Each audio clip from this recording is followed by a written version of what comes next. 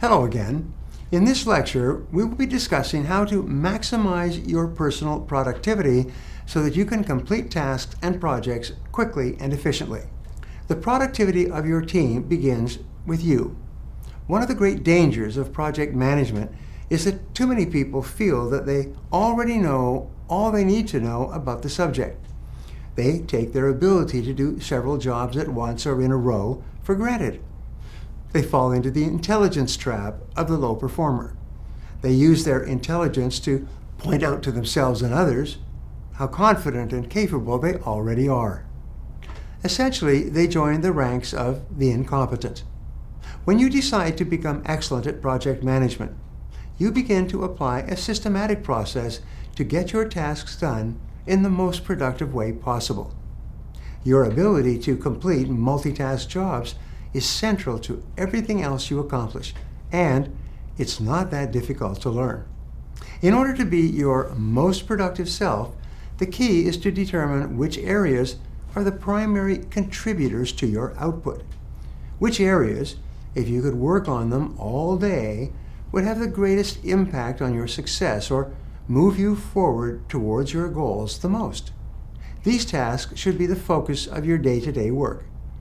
If something falls on your plate that doesn't fit within those areas, delegate it out or at least delay. We'll discuss how to delegate properly in detail later on. When looking at daily tasks and determining how to maximize personal productivity, there is a very simple method that I use to prioritize my work. It's called the ABCDE method. In essence, you will go through each of your tasks and assign a letter to it. A stands for very important, something that you must do. There will be serious negative consequences if you don't do it and do it on time. B stands for important, something you should do. This is not as important as your A tasks. There are only minor negative consequences if it's not completed. A C task stands for things that are nice to do, but which are not as important as A or B tasks. There are no negative consequences for not completing it. D stands for delegate. You can assign this task to someone else who can do the job instead of you. The rule is delegate everything you can to free up time to do those things that only you can do. E stands for eliminate, whenever possible. You should eliminate every single activity you possibly can to free up your time.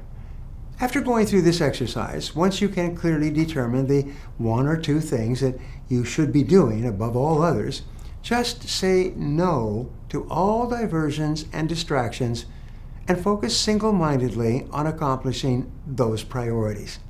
Most of the stress that you experience in your work life comes from working on low-priority tasks.